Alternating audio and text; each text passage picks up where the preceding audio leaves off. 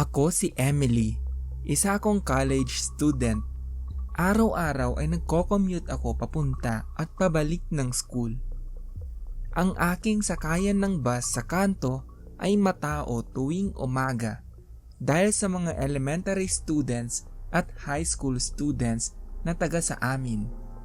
Katatapos lang ng lecture namin sa science, chinek ko ang oras. Nasa 6:00 pa lang ng gabi.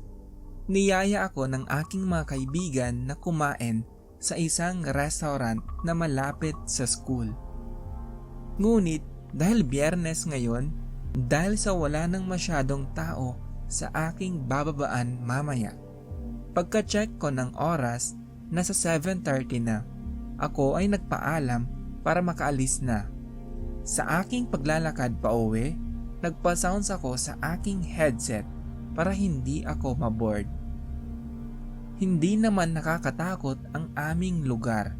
Ngunit madami ang usap-usapan na meron daw nagpapakitang multo sa babaan ng bus. Dahil sa ako ay walang bilib sa mga ganyang bagay, hindi ako naniniwala at parang tinatakot lang ng iba ang kanilang mga sarili. Pagsakay ko ng jeep at pagbaba sa kanto, napakadilim ng paligid. Hindi ata na switch ang ilaw sa poste at wala nang katao-tao dito. Habang inaantay ko ang bus, napakatahimik ng paligid at habang tumatagal, nararamdaman ko na parabang may nakamasid sa akin. Switch ko ang flashlight ng aking telepono at inalis ko ang aking headset at nilakasan ang sounds. Maya-maya pa ay narinig ko na ang pagdating ng bus. Habang papalapit ito, parang may napansin akong kakaiba. Ang driver ay hindi mukhang Filipino. Ito ay mukhang Chino. Ngunit dahil na rin sa kaba at walang kasama sa sakayan, dali-dali kong pinara ang bus. Pagkatigil ng bus ay nagbukas ang pintuan. Ang driver ay hindi tumingin sa akin. Pagpasok ko sa loob ay puro Chinese ang nakasakay. Mali ata itong nasakyan ko. Aking napansin na halos tulog lahat ng pasahero at ako ay nakakita ng upuan sa pinakadulo. Ang aking bintana ay emergency exit na kung saan ako ay nagtataka pa rin at napaisip kung itong bus ba na ito ay dadaan sa aming lugar. Umandar ang bus at ito ay dumiretso. Nakikita kong ito ang lugar na papunta sa amin. Ako ay nakahinga ng maluwag. Pagkatingin ko sa aking telepono, nasa 8:20 na ang oras. May TV sa bus at ako ay nanood.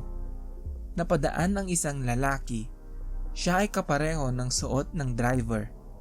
Sa aking palagay ay konduktor ito at inabot ko ang aking bayad at sinabi ko ang aking bababaan. Walang ekspresyon ang kanyang mukha at tila ba wala sa sarili. Makalipas ang ilang minuto, ako ay nagising nang huminto ang bus.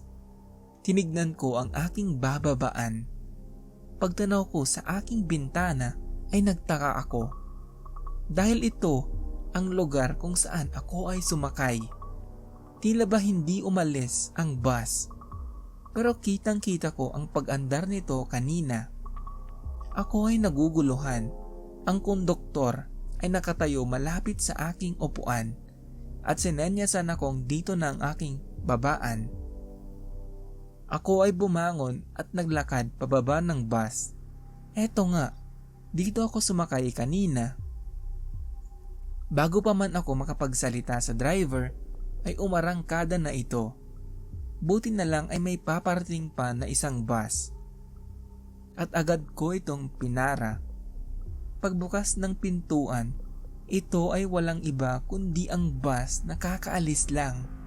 Parehong-pareho ang itsura ng driver, mga pasahero at pati na rin ang kulay ng bus. Ako ay napasigaw sa takot. Bigla akong tumakbo palayo sa bus. Binilasan ko pa ang aking takbo. Makaraan ang ilang minuto, nakita ko ang isang kanto sa di kalayuan. Habang papalapit ako dito, aking natanaw na dito rin ako nanggaling. Ito ang binabaan ko kanina. Hindi ako makaalis. Habang naglalakad pa uwi si Emily galing sa school, siya ay nahagip ng isang tourist bus at siya ay agad na binawian ng buhay.